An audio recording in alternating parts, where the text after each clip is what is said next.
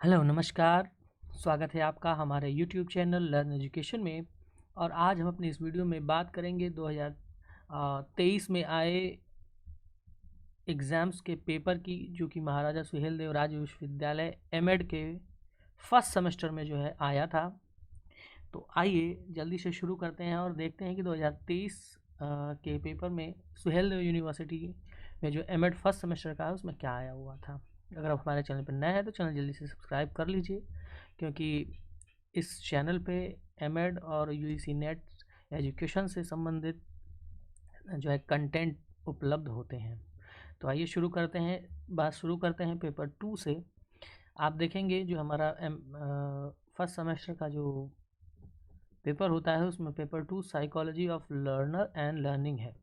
ठीक है, तो उसके सेक्शन ए में जब बात करेंगे हम यहाँ पर, तो आप देख सकते हैं कि सबसे पहला जो वेरी शॉर्ट आंसर क्वेश्चन है उसमें पूछा है वस्तु स्थायित्व क्या है। जो जीन पियाजे के सिद्धांत में जो वस्तु स्थायित्व का कॉन्सेप्ट है वो क्या है पूछा गया है। दूसरा जो हमारा प्रश्न है वो कह रहा है कि सामाजिक विकास से आप क्या समझते हैं, सामाजिक विकास को परिभाषित कीजिए।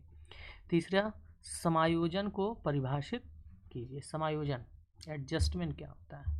उसके बाद चौथी चीज़ पूछ रहा है ऑपरेंट से क्या संबंधित, क्या समझते हैं। ठीक है, ऑपरेंट कंडीशनिंग जो कि बी.एफ. स्किनर ने दिया था, उसमें ऑपरेंट जो शब्द है जिसको हिंदी में हम क्रिया प्रसूत कहते हैं, क्रिया से उत्पन्न हुआ, ऑपरेंट शब्द से आप क्या समझते हैं, ये पूछा हुआ है। उसके बाद नेगेटिव रीइंफोर्समेंट जो कि जीन उनके बी.एफ. स्किनर के सिद्धांत में जो पुनर्बलन का जो कॉन्सेप्ट है उसमें ऋणात्मक पुनर्बलन या नेगेटिव रीइंफोर्समेंट के बारे में पूछा है।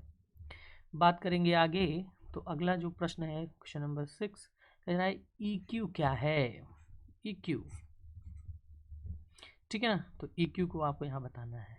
ईक्यू एसक्यू ये सब होते हैं ना, तो उसमें भी ये ईक्यू पूछा है। ठीक, उसके बाद क्वेश्चन नंबर 7 में आप देख सकते हैं ऑलपोर्ट द्वारा दी गई व्यक्तित्व की परिभाषा। ऑलपोर्ट ने एक विस्तृत परिभाषा व्यक्तित्व के संबंध में दी और व्यक्तित्व के प्रकारों को भी उन्होंने जो है बताया शीलगुण के सिद्धांत के आधार पर। तो वही उनकी परिभाषा जो दी है वो यहाँ पे लिखना है। क्वेश्चन नंबर 8 देखेंगे ZPD क्या है, जोन ऑफ प्रॉक्सिमल डेवलपमेंट, जो कि वाइगोत्स्की ने अपने सामाजिक संज्ञानात्मक विकास के सिद्धांत को जब देते हुए सामाजिक आधारों को व्यक्त किया, तो उसी में उन्होंने ZPD का कॉन्सेप्ट दिया था, जोन ऑफ प्रॉक्सिमल डेवलपमेंट, और उसको यहाँ पर समझाना है। क्वेश्चन नंबर 9 की बात करें, कॉन्सेप्ट फॉर्मेशन क्या है, संप्रत्यय निर्माण किसे कहते हैं। ठीक है, क्वेश्चन नंबर 10 डिफेंस मैकेनिज्म, रक्षा प्रक्रम को परिभाषित कीजिए। ठीक, तो ये वेरी शॉर्ट आंसर का जो सेक्शन ए है उसके 10 प्रश्न यहाँ पर हुए। बात करेंगे सेक्शन बी की, तो सेक्शन बी में आप देख सकते हैं कि जो क्वेश्चन नंबर 2 है वो पूछ रहा है चॉम्स्की द्वारा प्रतिपादित भाषा विकास के सिद्धांत की व्याख्या कीजिए। नॉम चॉम्स्की ने जो भाषा विकास के सिद्धांत को दिया है, जिसमें LAD और कई बातें उन्होंने कही कि मनुष्य के भीतर जो है भाषा सीखने की क्षमताएं जन्मजात होती हैं, कुछ क्षमताओं को लेकर वो पैदा होता है। ठीक है ना, तो इस बात का उन्होंने चॉम्स्की ने अपने सिद्धांत में कहा और वो उनके सिद्धांत को यहाँ पर समझाना है, व्याख्या करनी है। इसी में अथवा में जो करके पूछा हुआ है एल कोहलबर्ग द्वारा प्रतिपादित नैतिक विकास के सिद्धांत की व्याख्या करनी है। ठीक, आपने बीएड में भी इसको पढ़ा होगा, वही चीज़ यहाँ पे दिया हुआ है। क्वेश्चन नंबर 3 में जो पूछ रहा है, कह रहा है मानसिक स्वास्थ्य को परिभाषित कीजिए। मानसिक स्वास्थ्य से स्वस्थ व्यक्ति की विशेषताओं का वर्णन कीजिए। ठीक, तो विशेषताएं हमें लिखनी है मानसिक स्वास्थ्य की और परिभाषित भी करना है। इसी में अथवा में पूछा हुआ है व्यक्तित्व के मापन की प्रक्षेपी तकनीकों की व्याख्या कीजिए। प्रक्षेपी तकनीकें कौन सी हैं, ठीक है ना, प्रोजेक्टिव टेक्निक्स जो हैं, जिसमें हरमन रोरशाक की तकनीक आती है ना, और इसके अलावा और भी तकनीकें हैं, तो उसमें प्रक्षेपी तकनीक क्या होती हैं उसको हम यहाँ पर लिखेंगे। क्वेश्चन नंबर 4 की बात करें तो रॉबर्ट M. गेने जो हैं उनके अधिगम पदानुक्रम सिद्धांत की विवेचना कीजिए। गेनेस हायरार्की ऑफ लर्निंग थ्योरी जो है उनको यहाँ पर व्यक्त करना है। ठीक है, उसके बाद जो है इसी में अथवा में पूछा है कि कॉर्ट लेविन द्वारा प्रतिपादित क्षेत्र सिद्धांत की अवधारणा तथा नियमों की व्याख्या कीजिए। कॉर्ट लेविन ने जो क्षेत्र सिद्धांत दिया उसकी व्याख्या यहाँ पर करनी है। क्वेश्चन नंबर 5 की बात करें, अधिगम शैली के कोल्ब प्रतिमान की व्याख्या कीजिए। डेविड कोल्ब ने जो अधिगम शैली के का मॉडल दिया था उसको हमें यहाँ पर व्याख्यायित करना है। क्वेश्चन नंबर 5 में ही अथवा में जो प्रश्न पूछा है, मास्टरी अधिगम की अवधारणा तथा विशेषताओं की व्याख्या कीजिए। मास्टरी लर्निंग क्या है और उसकी विशेषताएं। क्वेश्चन नंबर 6, जो शास्त्रीय अनुबंधन तथा क्रिया प्रसूत अनुबंधन के सिद्धांत में अंतर है वो लिखना है। आप जैसा भी आपको पता होगा कि शास्त्रीय अनुबंधन का सिद्धांत IP पावलाव का है और क्रिया प्रसूत अनुबंधन का जो सिद्धांत है वो है BF स्किनर का। तो इन दोनों ने ही जो है कंडीशनिंग अनुबंधन के सिद्धांत को दिया है, लेकिन अनुबंधन के सिद्धांत में थोड़ी सी अंतर है। इन्होंने शास्त्रीय अनुबंधन का सिद्धांत दिया और इन्होंने क्रिया प्रसूत अनुबंधन का सिद्धांत दिया। तो दोनों में बेसिक डिफरेंस क्या है वही यहाँ पर लिखना है। क्वेश्चन नंबर 6 में ही जो है अथवा में लिखा है कि लेव वाइगोत्स्की द्वारा प्रतिपादित निर्माणवाद के सिद्धांत है ना, संज्ञानात्मक निर्माणवाद के सिद्धांत की व्याख्या यहाँ पर करनी है। ठीक है ना, तो ये रहा हमारा सेक्शन बी। अब बात करेंगे सेक्शन सी जो लॉन्ग आंसर से संबंधित है। क्वेश्चन नंबर 7 देखेंगे, CL हल द्वारा प्रतिपादित आवश्यकता न्यूनता सिद्धांत की व्याख्या करनी है। नीड रिडक्शन थ्योरी, आवश्यकता मांग का सिद्धांत उन्होंने जो दिया उसको हमें यहाँ पर एक्सप्लेन करना है। जीन पियाजे द्वारा प्रतिपादित संज्ञानात्मक विकास के सिद्धांत की विस्तार से व्याख्या क्वेश्चन नंबर 8 में पूछ रहा है कि जीन पियाजे ने जो संज्ञानात्मक विकास का सिद्धांत दिया उसको विस्तार से समझाइए। क्वेश्चन नंबर 9 में कह रहा है कि मनोविश्लेषणात्मक सिद्धांत की व्याख्या कीजिए। तो जो सिगमंड फ्रॉयड ने मनोविश्लेषणात्मक सिद्धांत दिया है व्यक्तित्व से संबंधित, तो उसको हमें यहाँ पर व्याख्या करनी है। क्वेश्चन नंबर 10 जो है पूछ रहा है कि संवेगात्मक दक्षता विकास से आप क्या समझते हैं और संवेगात्मक दक्षता को प्रभावित करने वाले कारकों की व्याख्या करनी है यहाँ पे। ठीक है, तो इस तरीके से आप देख सकते हैं। अच्छा, अभी एक प्रश्न और है। क्वेश्चन नंबर 11 कह रहा है कि निम्नलिखित पे 2 पर संक्षिप्त टिप्पणी लिखिए, कोई 2। तो जेरोम ब्रूनर ने प्रतिपादित संज्ञानात्मक विकास का सिद्धांत, ठीक है ना, तो जो जीन पियाजे के विकल्प के रूप में ब्रूनर ने संज्ञानात्मक विकास का सिद्धांत दिया है, जेरोम ब्रूनर ने, उसको हमें यहाँ पर लिखना है। उसके बाद ट्रैक थ्योरी जो व्यक्तित्व का शील गुण सिद्धांत है उसको हमें यहाँ पर लिखना है। उसके बाद advance organiser in learning, rules of advance organiser, अधिगम एडवांस ऑर्गेनाइजर के नियम, ये हमें लिखना है एडवांस ऑर्गेनाइजर थ्योरी के बारे में। ठीक, तो ये जो है हमारा साइकोलॉजी, एजुकेशनल साइकोलॉजी का जो पेपर है एमएड फर्स्ट सेमेस्टर का वो रहा। बात करेंगे हम पेपर 3 की। ठीक है, तो पेपर 3 भी हम देख लेते हैं कि उसमें क्या पूछा था जो है सुहेल देव राज्य विश्वविद्यालय में। ठीक है, तो ध्यान दीजिएगा एक बात कि जो पेपर है सुहेल देव की बात करें या बात करें आप वीर बहादुर सिंह पूर्वांचल विश्वविद्यालय की, जो दोनों का सिलेबस है अभी तक तो क्या है, सेम है, कोई अंतर नहीं है। तो ये दोनों के लिए काम करेगा, इस बात का आप ध्यान रखेंगे। ठीक है, चलिए तो बात करते हैं पेपर 3 की, सेल्फ डेवलपमेंट योगा एजुकेशन की। इम्पोर्टेंट है और इजी है ना, इसको आप तैयार कर लेंगे। सिर्फ ये पेपर 1-2 सालों का, तो आप बड़ी आसानी से पेपर को सॉल्व कर सकते हैं। और ध्यान दीजिएगा पिछले 2 वर्षों के पेपर हमारे चैनल पे जो है वो उपलब्ध हैं, 2022 और ये 2023 और 2024 के भी पेपर आपको आसानी से मिल जाएंगे। ठीक है, चलिए बात करते हैं section A, very short answer. सबसे पहला प्रश्न, योग को परिभाषित कीजिए। योगाश चित्तवृत्ति निरोधा। ठीक है, तो ये जो है योग को परिभाषित करने के लिए बोला है। दूसरा, पतंजलि के अनुसार योग का उद्देश्य क्या है? चित्तवृत्तियों का निरोध। क्वेश्चन नंबर 3 जो है, प्राणायाम के विभिन्न प्रकार कौन से हैं? प्राणायामों के प्रकार लिखना है। उसके बाद कर्म योग किसे कहते हैं? क्वेश्चन नंबर 5 देखिए, षट कर्म के बारे में पूछा है। क्वेश्चन नंबर 6, त्राटक क्या है? इसके 2 लाभ लिखिए, त्राटक के 2 लाभ। ठीक है, उसके बाद 7वां प्रश्न जो है वो, ध्यान को परिभाषित कीजिए। जो अष्टांग योग में ध्यान है, जो है जो 7वां अंग, 8 अंगों में 7वां ध्यान, उसको परिभाषित करना है। उसके बाद आप देखेंगे क्वेश्चन नंबर 8 को, आचार और आहार में 2 अंतर लिखिए। क्वेश्चन नंबर 9 देखिए, त्रिगुण क्या है? त्रिगुण रूप। ठीक है, उसके बाद क्वेश्चन नंबर 10, कपालभाति के 2 लाभ बताइए। ये रहा सेक्शन ए। बात करेंगे सेक्शन बी की। इसमें जो है पंचकोश की अवधारणा जो है, मानव में व्यक्तित्व निर्माण में क्या योगदान है, ये दिखाना है।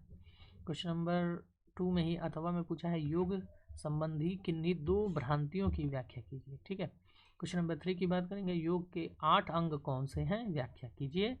अथवा आसनों के वर्गीकरण की व्याख्या कीजिए। ठीक है, तो ये रहा क्वेश्चन नंबर 3। क्वेश्चन नंबर 4 क्या है? विभिन्न प्रकार के प्राणायामों का उनके लाभ के साथ वर्णन कीजिए। ठीक है ना। अथवा योग के इतिहास की चर्चा कीजिए, 2 में से कोई एक। क्वेश्चन नंबर 5, योग के चिकित्सीय मूल्यों की व्याख्या करनी है। अथवा ध्यान के चिकित्सीय मूल्यों की व्याख्या कीजिए। ये 2 हो गया क्वेश्चन नंबर 5 में। क्वेश्चन नंबर 6 की बात करें तो, ज्ञान योग की अवधारणा तथा उद्देश्यों की व्याख्या कीजिए।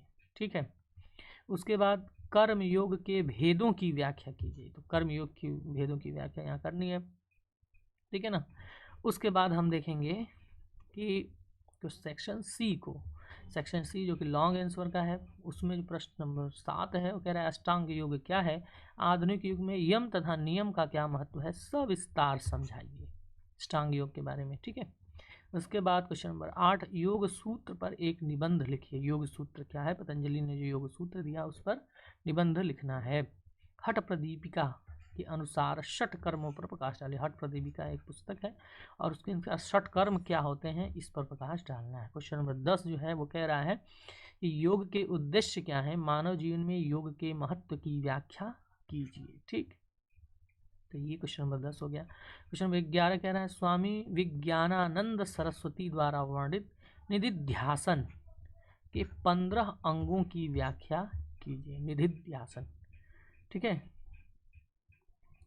तो ये जो है क्वेश्चन नंबर 11 हुआ और पेपर 3 का जो है ये क्वेश्चन आए हुए थे जो योगा एजुकेशन का है। बात करेंगे आगे के पेपर की, जिसको हम कहें पेपर नंबर 4।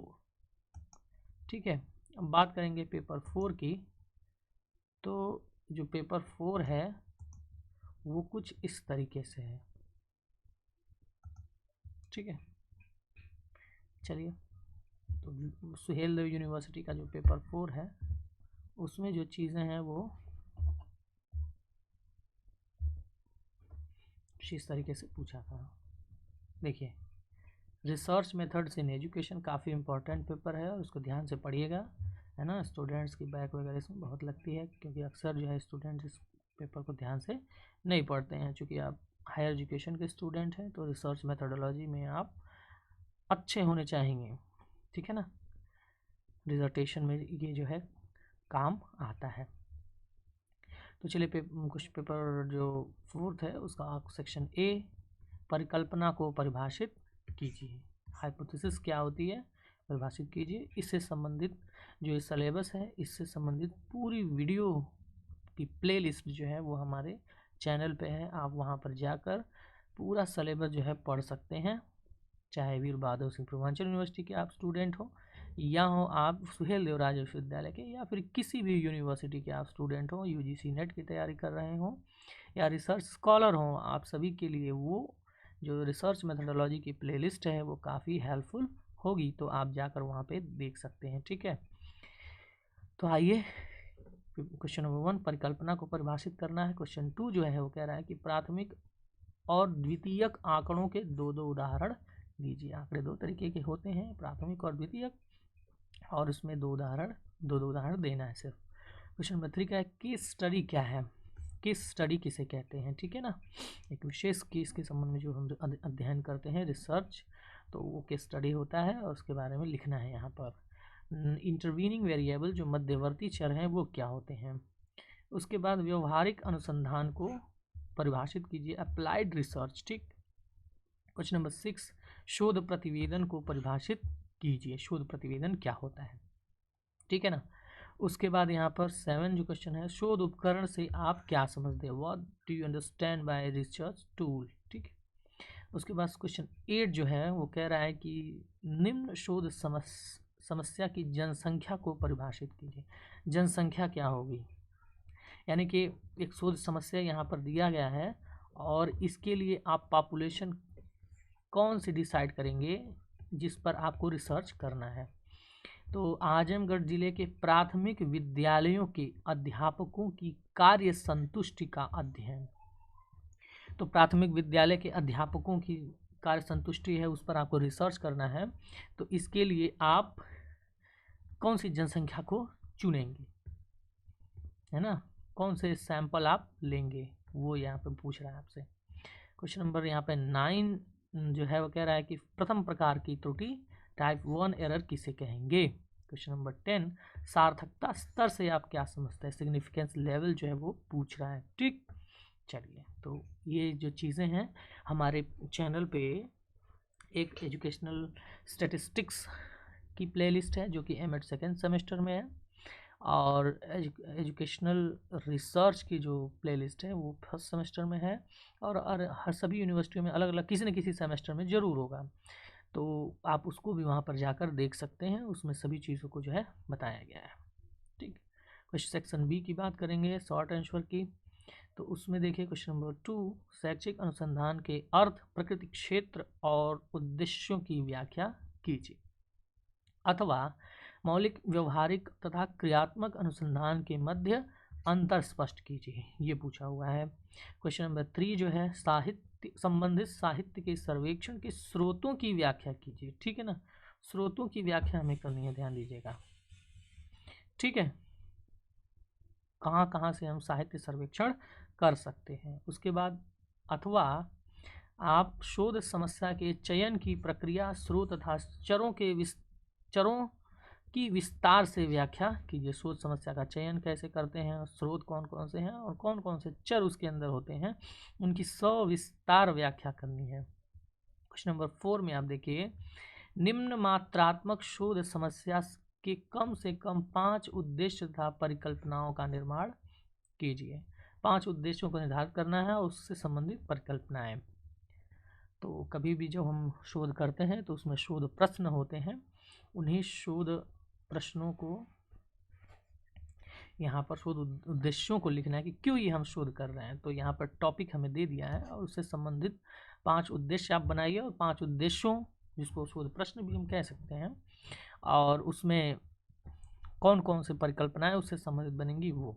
तो सबसे पहले मऊ जिले के प्राथमिक विद्यालयों के अध्यापकों के तनाव व कार्य क्षमता पर योग अभ्यास की प्रभावशीलता का अध्ययन आपको यहाँ पर करना है, ठीक है।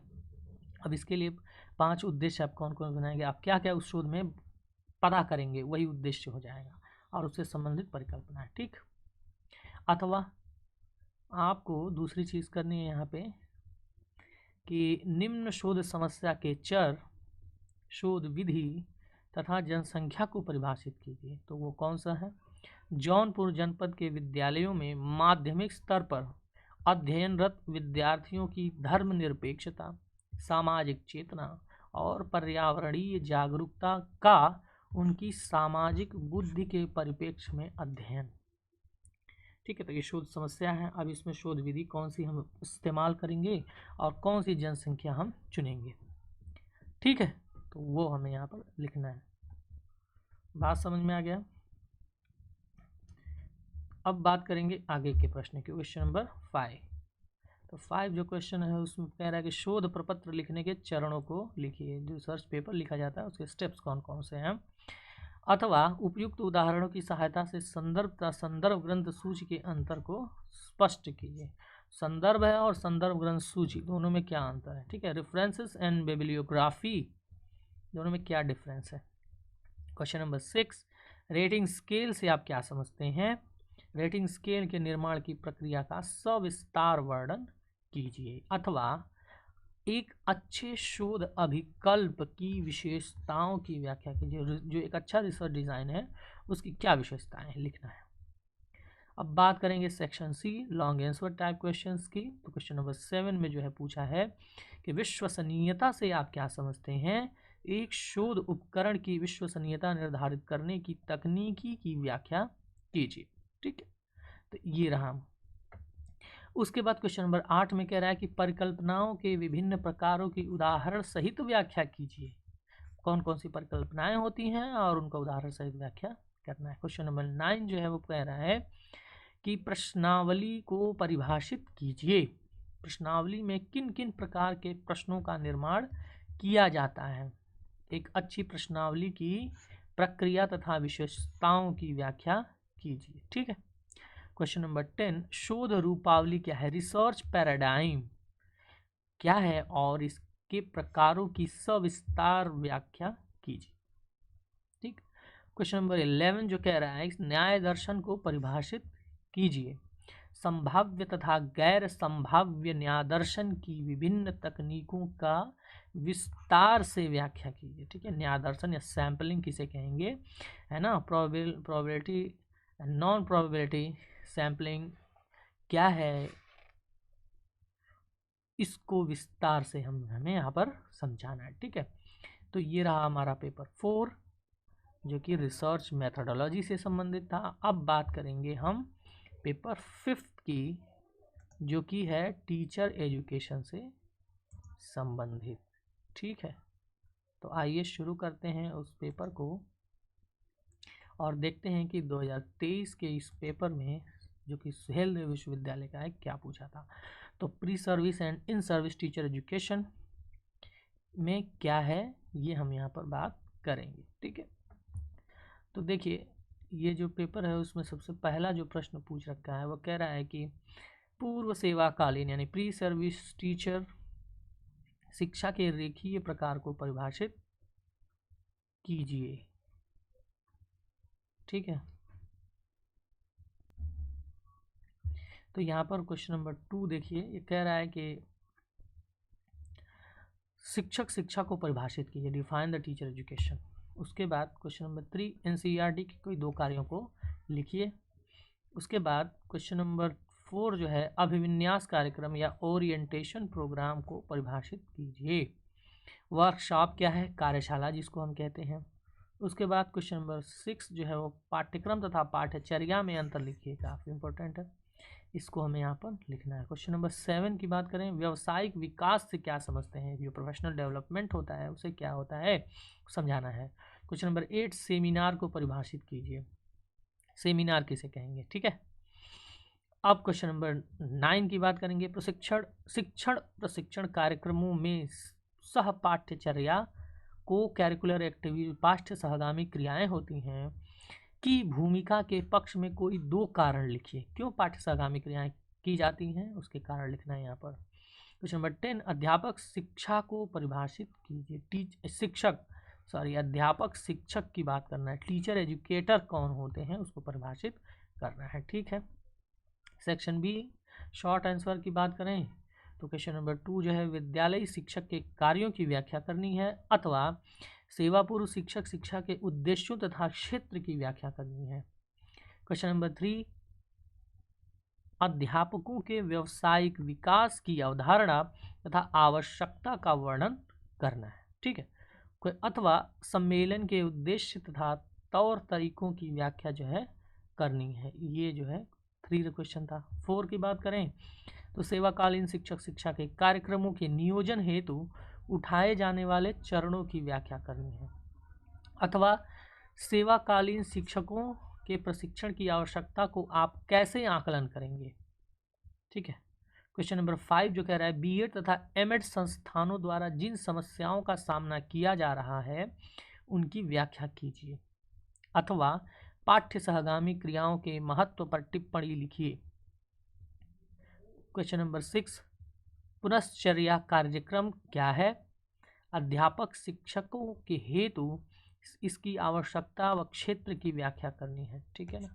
क्वेश्चन नंबर 6 में अथवा में पूछा हुआ है कि अध्यापक शिक्षा की गुणवत्ता के मूल्यांकन हेतु अपनाई जा सकने वाली रणनीतियों की व्याख्या कीजिए। ठीक। सेक्शन सी की बात करें, लॉन्ग आंसर, सुहेलदेव विश्वविद्यालय के बीएड के विद्यार्थियों हेतु प्रशिक्षण कार्यक्रम की रूपरेखा तैयार कीजिए।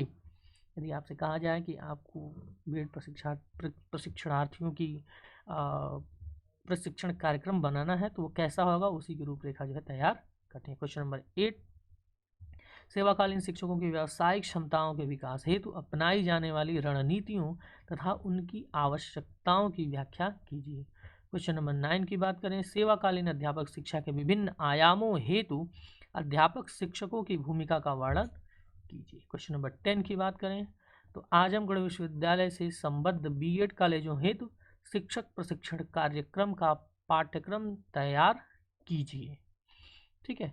11 क्वेश्चन 11 की बात करें तो सेवा पूर्व शिक्षक शिक्षा के आयाम, टिप्पणी लिखनी है 2 पर। क्वेश्चन नंबर बी दूरस्थ अधिगम की आवश्यकता तथा महत्व।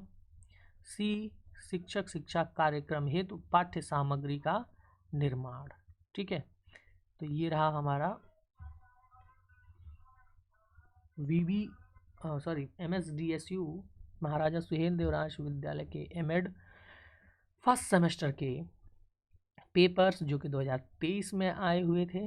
इस पेपर्स को तैयार कीजिए और इसके पहले भी आए हुए जो पेपर्स हैं वो हमारे चैनल की प्लेलिस्ट पे हैं, आप जाकर वहाँ देख सकते हैं। उसको तैयार करेंगे और निश्चित ही आप अपने एग्ज़ाम्स में अच्छा स्कोर करेंगे। साथ ही साथ सुहेलदेव विद्यालय के पेपर के साथ साथ वीर बहादुर सिंह पूर्वांचल विश्वविद्यालय के भी पेपर को आप सॉल्व कीजिएगा, क्योंकि दोनों का सिलेबस अभी तक जो है वो सेम है।